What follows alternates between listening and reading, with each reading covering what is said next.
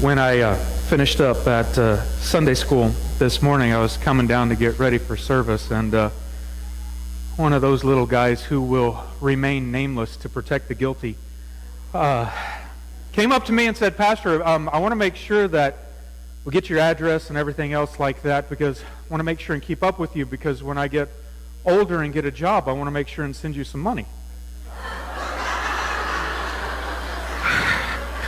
I said, That's really nice of you. I really appreciate that, but why would you want to send me some money? And the kid looked at me and said, "Because my dad says you're the poorest preacher he's ever saw."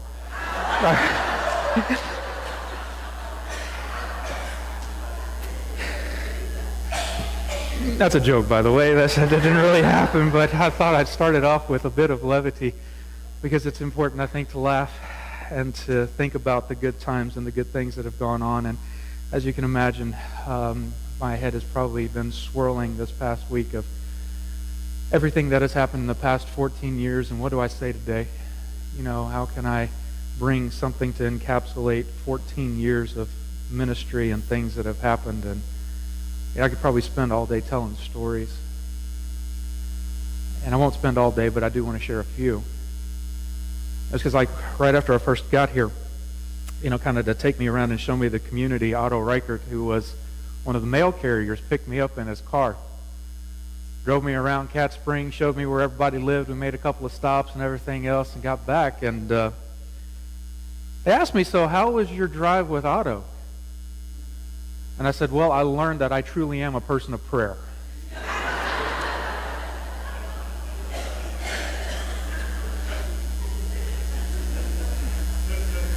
There's so many memories like that. I remember one afternoon I was up here working on my sermon, and J.C. Kloss, God rest his soul, he was on council at the time. He was in charge of property, and had come up here and he started mowing the lawn, and so the lawnmower is all loud while I'm trying to do my sermon and everything else like that. And fortunately, it didn't take too long to mow the lawn, and said, "Okay, we got some quiet now, we'll be all right." And then he started edging. Edger was loud and everything else like that. So I was all right, I'm going to do something. I got out of my office and I snuck out the front door of the fellowship hall, and I came back around behind JC. You got to understand, JC was about 6'4", 6'3". He weighed every bit of at least 300, 325 pounds. Big old dude. Don't sneak up on somebody like that without an exit plan. And I had one, so I went up behind him and I put my hand on his shoulder and I said, "How's a pastor supposed to get his sermon done with you out here making all that noise?" JC jumped 6 feet up in the air.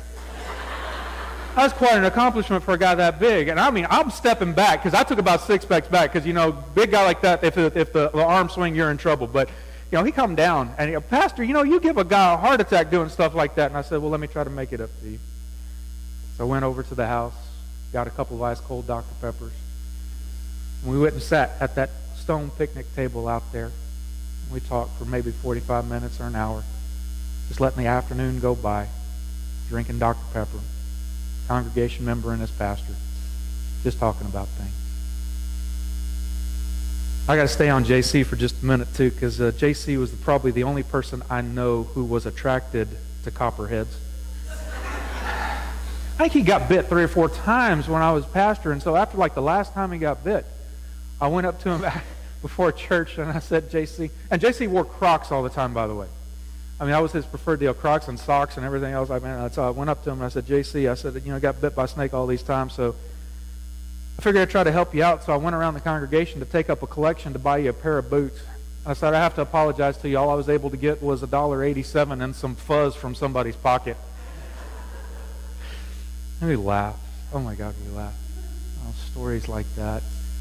I still remember the prank I pulled on you as a congregation on April Fool's Day one day. It wasn't this past Easter, but it was one of those other times. April Fool's only comes around a couple of times on a Sunday, and I remember getting up in front of the congregation that day, and I stood up and I said, "Folks, I'm invoking my constitutional privilege today to call a congregation meeting. I know that you probably have stuff to do afterwards.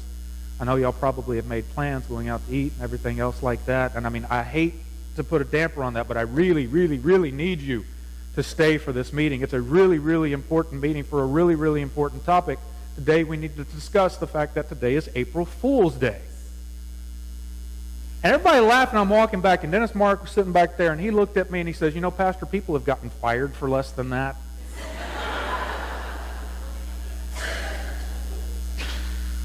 Oh, stories that can laugh, stories that make you cry, stories filled of hope. I still remember, one Sunday I'm up here giving out communion, and Marissa Diven got away from Rachel and Chad, comes all the way down the front of the church, stands right in front of me, picked her up, finished the worship with her in my arms. Oh, it was beautiful. Not to be outdone, a few years later, Adeline did the same thing. A few years later, Thomas comes sauntering down the front aisle. I look at him. He turns around and goes right back to his parents. Oh, I could keep going all day. But you know what? I don't want my ministry here to be remembered by just those stories. There's got to be something more to it. So I've wrestled with that. What is it all about? How can we put 14 years into a sermon? And not only to do that, but today is also Reformation Sunday.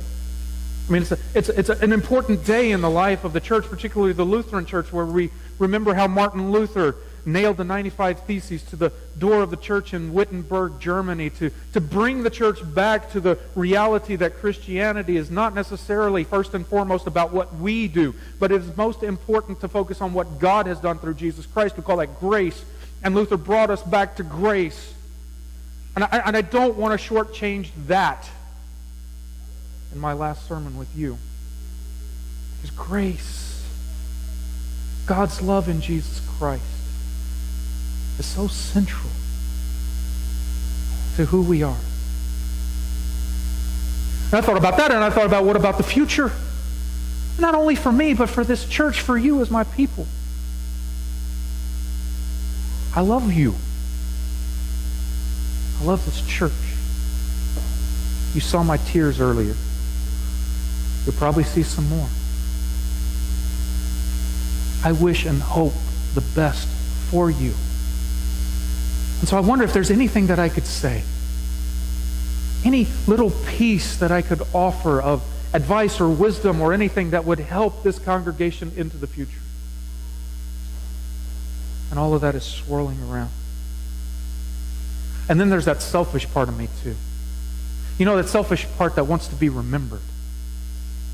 That wants years from now people to say, yeah, I remember Pastor Haug. I remember him, and I remember what he was like, and I remember what he did, and I wonder how I will be remembered. So how do you bring that into a sermon? And I'll tell you right now, there will be no parting shots. There will be no going and metaphorically showing you where the skeletons are buried. I'm not going to do that. I don't want to be remembered that way.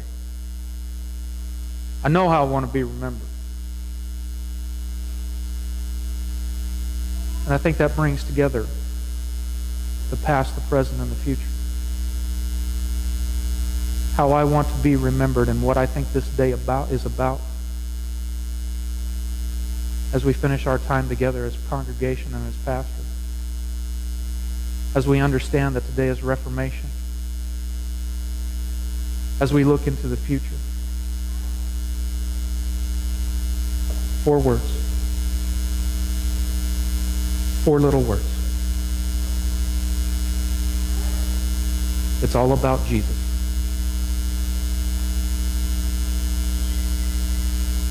It's all about Jesus. May God bless you. Amen.